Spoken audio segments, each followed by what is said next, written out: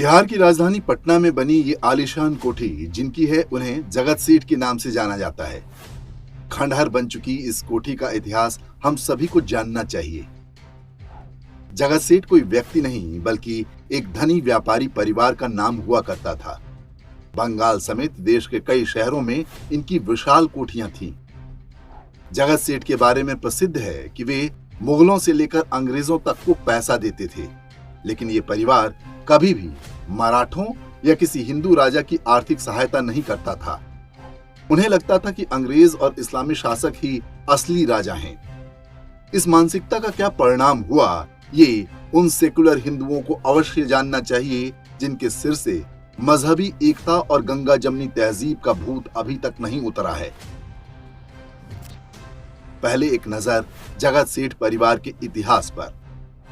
17वीं शताब्दी में राजस्थान के नागौर से सेठ हीरानंद साहू का परिवार पटना में आकर बस गया। उनके बेटे माणिक चंद ने व्यापार को पूरे देश में फैलाया। बंगाल के दीवान ने उन्हें पूरे राज्य में लगान वसूलने का काम दे दिया। इसके बाद तो मानो उनकी लॉटरी ही लग गई। पटना के रास्ते बंगाल के पूरे व्यापार तंत्र पर एक प्रकार से जगत सेठ का आधिपत्य हो गया। उस कालखंड में जगत सेठ की संपत्ति की तुलना बैंक ऑफ इंग्लैंड से की जाती थी। हाउस ऑफ जगत सेठ के लेखक J.H. लिटिल ने जगत सेठ परिवार की तुलना विश्व विख्यात बैंकर रॉथशील्ड से की है। औरंगजेब के मरने के बाद जब मुगल साम्राज्य तेजी से कमजोर हो रहा था, तब जगत सेठ ने उनकी हर संभव सहायता की, जबकि इसी समय मराठे तेजी से भारत को अपने अधिकार में लेकर हिंदवी स्वराज्य की स्थापना कर रहे थे। माना जाता है कि यदि मराठों के पीछे जगत सेठ जैसी फंडिंग होती तो आज भारत का इतिहास कुछ और ही होता। जगत सेठ परिवार बाद के समय में अंग्रेजों के साथ मिलकर गद्दारी करने वाले मीर जाफर का करीबी हो गया। कहते हैं कि जगत सेठ ने मीर जाफर को नवाब बनाने के लिए उस दौर में 2 करोड़ 80 लाख रुपए खर्च किए थे। वर्ष 1757 में प्लासी के युद्ध के बाद अंग्रेजों ने बंगाल पर कब्जा कर लिया और जगत सेठ घराने से ऋण के रूप में लिया धन लौटाने से मना कर दिया। बंगाल के नए नवाब मीर जाफर ने मुर्शिदाबाद का टकसाल जगत सेठ से छीनकर अंग्रेजों को सौंप दिया। बाद में मीर जाफर के दामाद कासिम ने जगत सेठ मेहताब राय और उनके भाई स्वरूप चंद को गंगा नदी में डुबोकर मार डाला और परिवार की सारी संपत्ति, सोना चांदी लूट लिया। इतना ही नहीं, उसने परिवार की स्त्रियों को सेक्स स्लेव अर्थात अपनी भोगदासी बना लिया। इस घटना के बाद जगत सेठ परिवार पूरी तरह से बिखर गया। बाद में अंग्रेजों ने थोड़ी बहुत पेंशन बांध दी, उसे भी कुछ दिन बाद बंद कर दिया गया।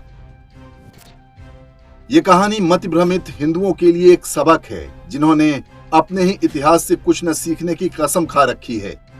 उन्हें अपने ही हिंदू शासक से हजारों शिकायतें रहती हैं, इस सीमा तक कि वे शत्रु की कठपुतली बनकर अपने लिए ही कब्र खोदनी शुरू कर देते हैं। जगत सेठ का परिवार नष्ट हो गया, लेकिन उसकी मानसिकता हिंदू समाज में आज भी कायम है। आज भी अलग अलग रूपों में हम वही काम कर रहे हैं। हम इतने आत्मघाती हैं कि अटल बिहारी वाजपेयी से नाराज होकर सोनिया गांधी को सत्ता सौंप देते हैं। नरेंद्र मोदी से नाराज हुए तो किसी भी ऐरे गैरे को लाने की बात करने लगते हैं। शहरों और गांवों में हमें कोई हिंदू एक्सटॉर्शनिस्ट बुरा लगता है, लेकिन मुख्तार अंसारी, आजम खान, अतीक अहमद जैसे गुंडों को खुशी खुशी हफ्ता देते हैं।